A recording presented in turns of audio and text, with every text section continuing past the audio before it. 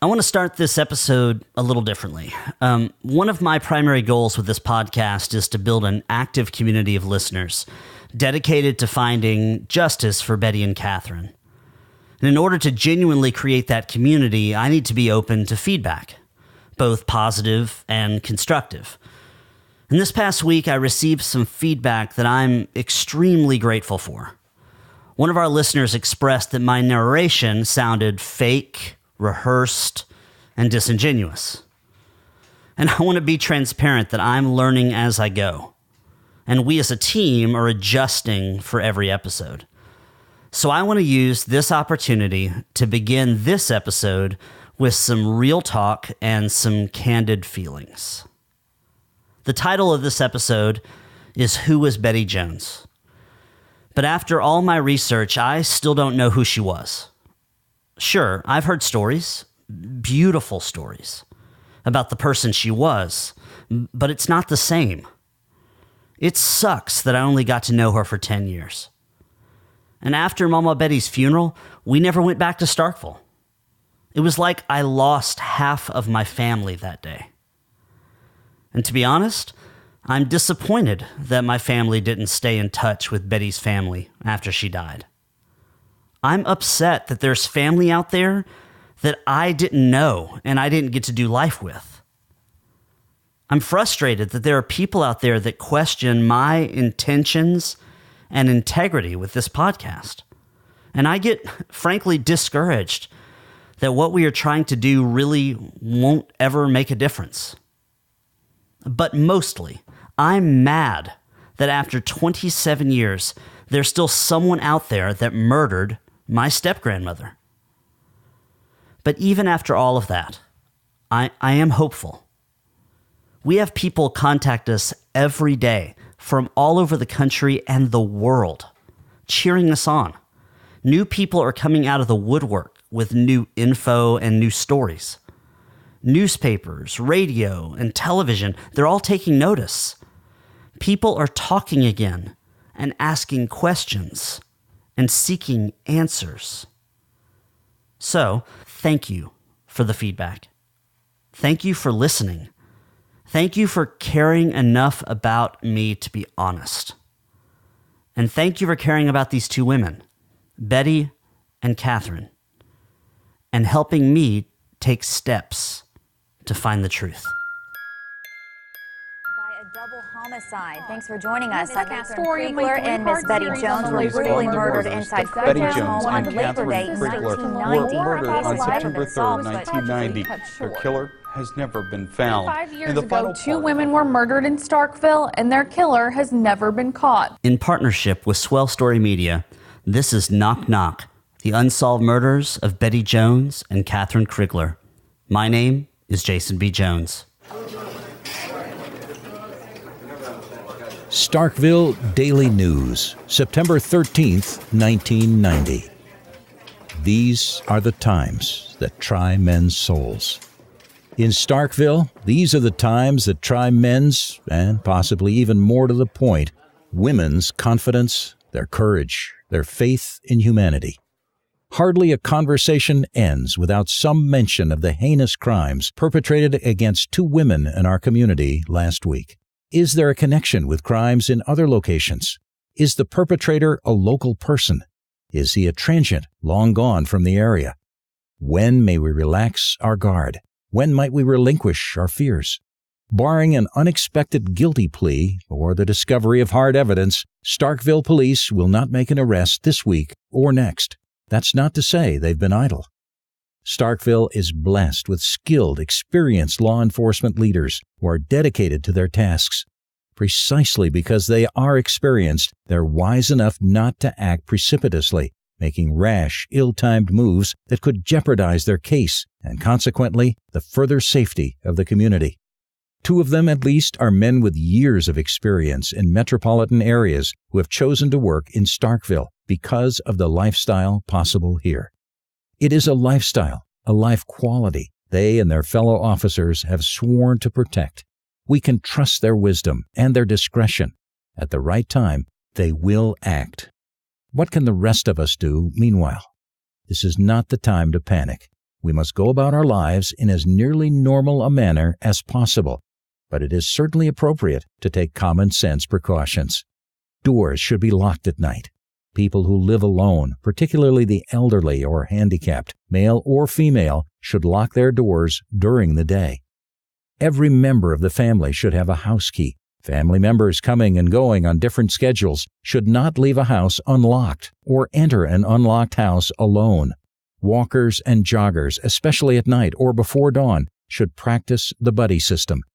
Until recently, we Starkville citizens have been able to live in small-town style, strolling our streets at night in perfect safety, leaving our homes unlocked while we run quick errands, parking cars and garden equipment unsecured in our driveways and garages. Starkville's population today is at or near the 20,000 figure. That fact alone means we no longer qualify as a small rural town. And that fact, coupled with the proliferation of mind-altering drugs that encourage even decent people to do things they would not normally do, means we cannot live as our parents and grandparents did. So let's lock our doors. Let's watch out for each other. And let's pray that our police can bring this terrifying episode in our lives to a speedy and just conclusion.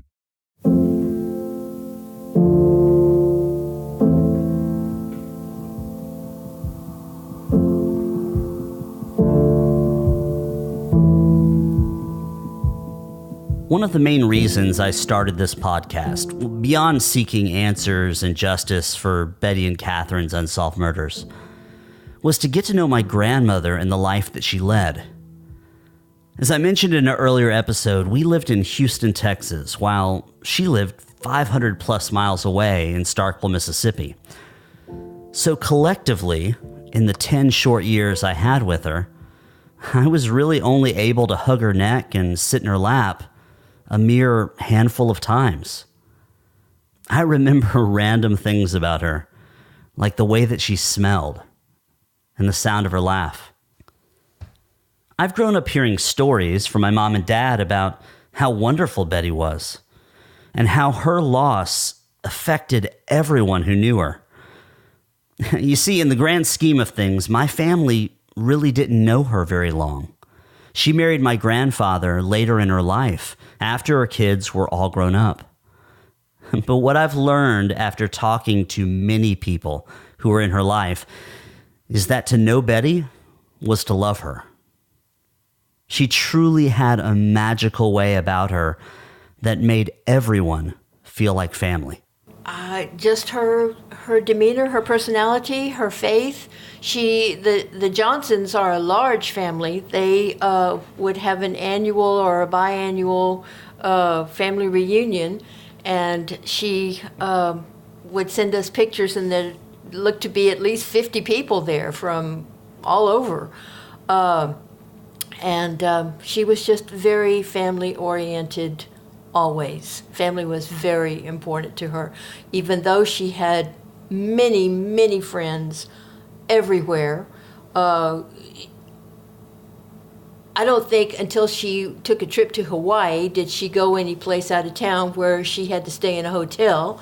She always knew some place where she could stay with relatives. She would take trips to the Carolinas and stay with her aunts and uncles and cousins, and she loved to travel and she loved to visit with family. Even though I'm sure she went to many sightseeing venues as well, family was very important to her, and it didn't seem like she could ever have too much family. She was a lot of fun to be around. I mean, she was a devout baseball fan. I mean, and those kids could never do anything wrong in her eyes, and she loved all of us that loved them, and she was pretty special. And I mean, I can still see her sometimes, in my mind's eye.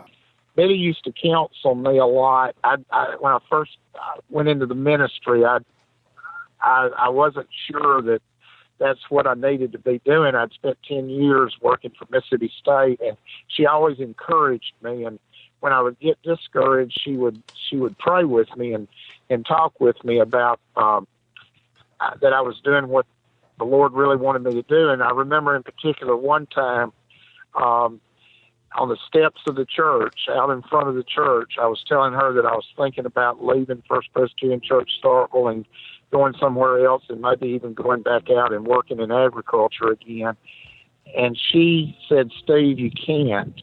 She said, the Lord needs you, and we do too, and you've got to answer your calling. And she prayed with me and talked me out of it, and I've always been thankful for that.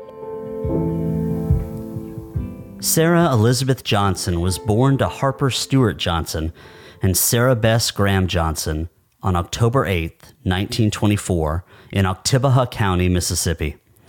She grew up and graduated from Starkville High School and received her degree from Mississippi State University. Soon thereafter, she fell in love and married Tinsley Brock Thrower Jr. In 1952, they started their family with the birth of their daughter Patricia on February 23rd. Sadly, even Betty's young life was not devoid of terrible pain. As a young mother, she experienced unthinkable loss that would change her life profoundly.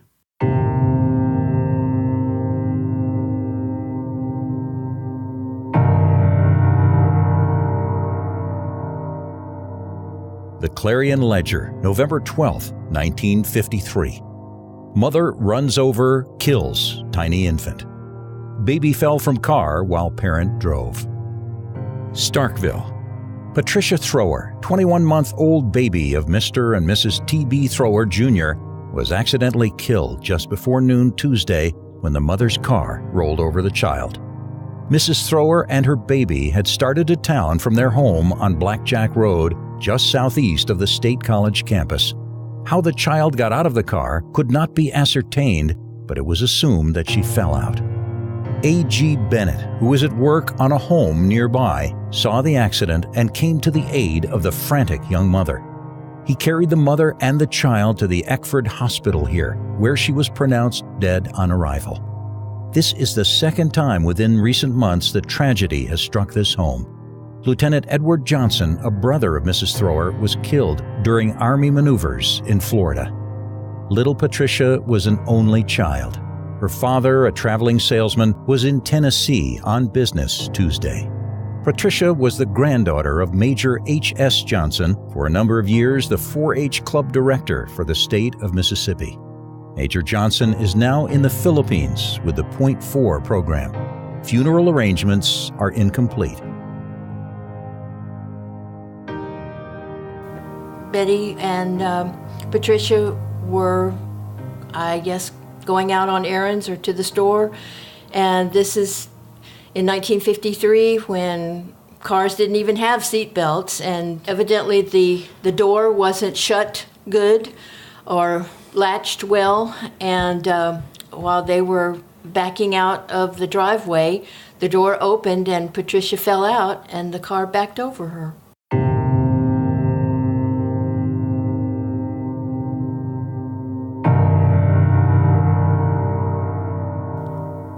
I can't even fathom the pain of losing a child. For most people, including myself, it would be hard to move on with that kind of loss. My friend Zoe Clark Coates, in her book Saying Goodbye, describes the loss of a child like, 1 second you're in a brightly lit garden, flowers blooming, sun shining, and in the next moment a trap door opens beneath you and you're plunged into darkness. You feel like you have no future at all, and the world seems bleak and hopeless. Even with overwhelming tragedy in her life, Betty was strong and leaned into her faith and found that joy really does come in the morning. Tinsley and Betty never gave up on their plans to have a family. Being a mother was ingrained into the fiber of who Betty was, and together they went on to adopt 2 children, a daughter and then a son. And although their lives became busy raising those children, whom they cherished, Betty's life continued to revolve around giving back. She spent a lifetime devoted to being an active member of the Presbyterian Church, serving on committees, teaching Sunday school, and still making time for her favorite hobbies, gardening and cooking. For almost 20 years, Betty's life was the dream come true that she had always imagined, until...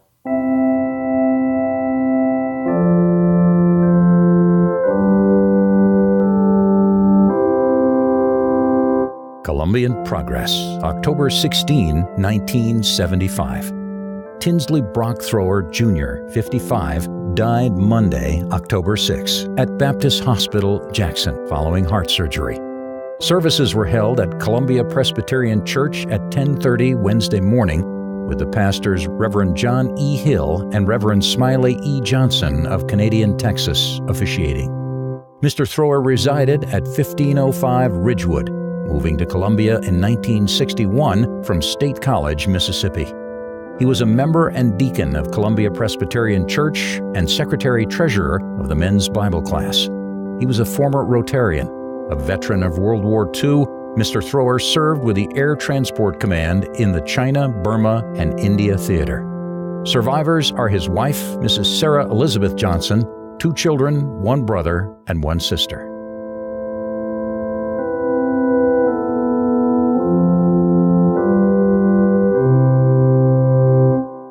After Tinsley had passed, Betty moved back to Starkville, where she could be surrounded by her large and loving family. Her children were already there in school at Mississippi State University, so I'm sure it felt comforting to come home. As it turned out, she moved into the neighborhood where she would spend the rest of her life. While she was gardening outside of her new home, a man walked by and stopped to offer some advice about the flower beds. This man was my grandfather, Ernest Jones, a recent widower himself. He had been advised by his doctor that a daily walk around the block would be good for his health and his spirits. This was the beginning of the next 3.5 years of Betty's life as a new wife and stepmother to 2 grown sons, my dad and his brother. Her happiness, however, was short-lived with the passing of my grandfather on September 26, 1981, when I was less than 2 years old. Once again, she gathered her loving family around her to ease the pain and sorrow of such a short time with a man that loved her dearly. This time, that large family included all of us. Not only did she display her enduring love for Ernest by continuing to be a part of our family, she chose, without any obligation, to be my grandmother. And for this, I will love her forever. Let's take a quick break. While living in Ethiopia, some friends of mine witnessed firsthand the consequences of extreme poverty. They saw how the Ethiopian women, in an effort to provide for themselves and their families, were forced to make unthinkable choices just to survive. These friends realized they wanted to give these women another choice, one that would provide them the opportunity to earn a living. It was from this experience that Fashionable was born. This movement started with a collection of hand-woven scarves, of which my wife has many, and has grown to include handmade leather bags and jewelry, apparel, shoes, and most recently, a premium denim line, lovingly crafted by women who have overcome extraordinary circumstances. We're so honored to partner with Fashionable and offer our listeners 15% off their first order. Go to livefashionable.com and use the discount code KNOCK15 at checkout. Again, visit livefashionable.com today to help bring opportunity and choice to these amazing women. You know, one of the joys of working on this podcast is collecting stories about Betty and Catherine. We feature just a mere fraction of the hours and hours of interviews we've recorded. And what's really special is that every time I sit down with someone, they light up at the chance to reflect on what these women meant to them. The legacy that these women have left behind in their friends, families, and loved ones is something we should all aspire to when we leave this world. I'm honored to listen to these stories and really treasure the fact that we can share them with you. This is how Betty touched and affected the lives of those around her. We'll start with someone we've heard from before, one of Betty's pastors and my dad's childhood friend, Steve Davis. While we worked together at the church, she actually used to cook the meals for the Wednesday Bible study that the senior minister and I did together every Wednesday, sharing that Bible study. And we kind of had an ongoing fun with each other. When I was ordained, the night I was ordained in 1988 at First Presbyterian Church, she gave me the stole that I wore on my robe all the rest of my ministry, and I will always keep this because the person who gave it to me is somebody who's very precious to me. For my dad, Betty really was a godsend. You see, Betty came into his life at a very dark time. The year before my grandfather married Betty, his first wife, my biological grandmother, took her own life. She suffered with alcoholism for decades and decided to end her pain 18 days before Christmas. See, to my dad, Betty represented everything a mother should be: unconditional love, support, and friendship. I didn't know Betty. I had to learn to get to know her. Seemed like my dad was doing better because of her, so I gave her all the chance in the world, and she came forward and was really sweet. She was an inspiration to all of us, and she helped increase my faith and everybody's faith who knew her, and touched a lot of people. And because of her, I think all of our faiths got stronger and richer. So maybe that was her purpose. And for my mom, Betty was not just a mother-in-law, but she was a model of the mother that she wanted to be, and especially the mother-in-law she hoped to be someday. To be completely candid, my mom is a huge part of why I am so driven to find out what happened to Betty. Ever since I was a kid, anytime my mom would come across a picture, a gift, or a note from Betty, it always made her so sad. Betty truly was a mentor to her, and their bond was something special. I don't think there was anything that I couldn't talk about with Betty. I mean, over the course of the time that she was my mother-in-law, from 1978 to 1990, we had several intimate conversations about girl things. I felt closer to her than I did to my previous mother-in-law, and I've always thought that maybe that was the time factor, because she was my mother-in-law for almost 6 times as long as Lloydale was. We spent more time together just because of that fact. Even beyond the family, it seems like the whole city of Starkville loved my grandmother, and she loved everyone in return. Much of her time was spent volunteering at church and sitting in the stands of Dudy Noble Field, cheering on her Mississippi State Bulldog baseball team. As I spent time in Starkville, it was quickly evident that there are many people whose memories of my grandmother are still vivid to this day. This is Stratton Caratassis, but I learned that most people just know him as Strat. He's been a vital part of the MSU athletic department for 45 years and remembers Betty like it was yesterday. But Miss Betty was there. I mean, she cared as much about me, I think, as she probably did Will and Raphael. And I mean, you felt that. You didn't feel like you were second class.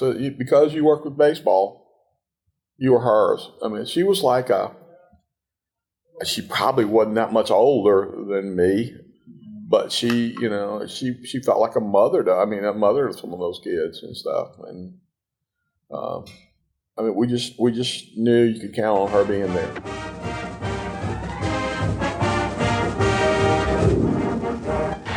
Back at Mississippi State, I played with some of the great players that are in the big leagues now, like Will Clark from San Francisco, Jeff Brantley, Bobby Thigpen. Those were great times back in 82 through 85. We had a lot of great fans, probably the best fans in the country. Betty Jones was one of those, and she was probably the Bulldog fan, our #1 fan. And I remember her because she would come out to our practices during the week, and she would bring us out chewing gum, candy bars, and she'd just mingle with the players, and she was there with our friends and family.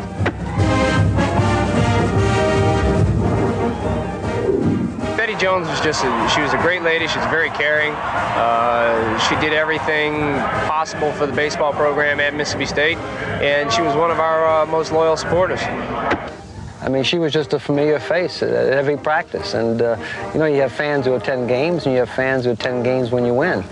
She was there when we win, when we lose, when we practice. And so that made her the top Mississippi State baseball fan of ever. Well, she was there for the parents of the players that were, that's something we hadn't touched on at all. But, I mean, the parents knew that Betty was there. And I think there was a sense of comfort there that they knew that this lady was there and loved their kid, loved their child, and cared about their child. And she was always somebody they could talk to her too. And she loved them. So she not only got to know the athlete, but the parent of the child the parent of the athlete, and maybe even his girlfriend, And she was our Betty Jones. It wasn't just my Betty Jones, it was our Betty Jones. I mean, she belonged to all of us. I said, well, people who come and support you, they're like a logistics team, that come and you kind of take them into the fold, and they're there all the time. They're all the time. You can count on them. They're there. They care about you as an individual, and they care about the team as a team. So let's take another quick break.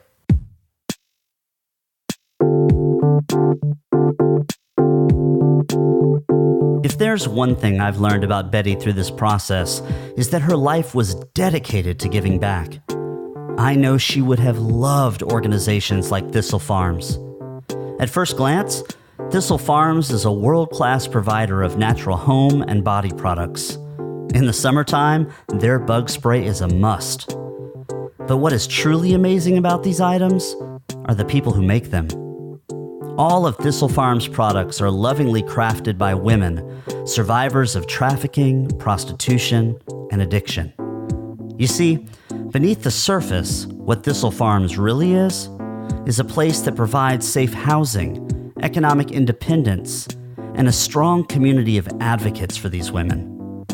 Take a minute to visit thistlefarms.org and learn more about this amazing organization. And while you're there, use the discount code KNOCK15 for 15% off your first order. That's thistlefarms.org, where love is the most powerful force for change in the world. Although I didn't really know Betty as well as I would have liked, I really miss her. And the more I hear about who she was, the more I strive to model her faith and devotion. This woman who lived such a full life and experienced such tragedy and joy and pain and love lives on in the hearts of those she left behind. On this journey, I've come across so many sweet notes from Betty to our family in Houston. And in those words, I can hear the love reverberating through the decades that have gone by. April 19th, 1981. Dear ones, just a note to wish you a happy Easter. We sure wish we could see you, and especially precious Jason. Dad is doing real well. He worked 2 days this week, and we go back to Jackson to the doctor for a checkup Monday. We plan to spend Sunday night with the Bellas. We planted the beautiful azalea in the yard. It is so pretty. Thank you all so very much for being such sweet children. We hope you are all fine. We love you. Dad and Mom Betty.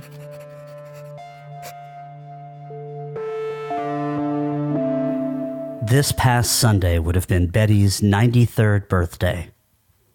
Every member of the Knock Knock team agrees that the best and only gift that we can give Betty now is finding her killer. The peace and closure that it would give not only my family, but the Krigler family as well, is immeasurable. So we press on, and we remember.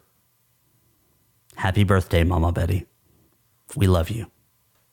She's been a lot to me, and always will. And I'll see her again one day, and be able to tell her myself.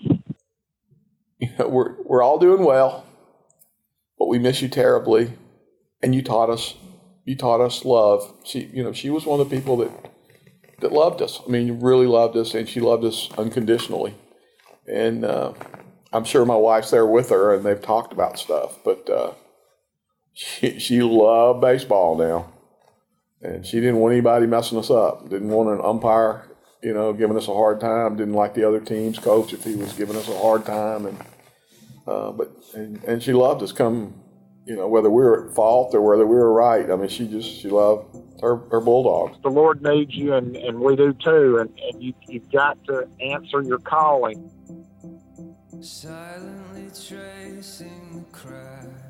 Next time on Knock Knock. Her name was Catherine Crumpton Krigler. She was the baby of 9 children, and probably just from what I can look back in hindsight was, I think a lot of times the youngest child could be the most carefree, but I don't think she was. I felt like she held the responsibility of the world sometimes on her shoulders. You can't find your way through the black, so you pray for light.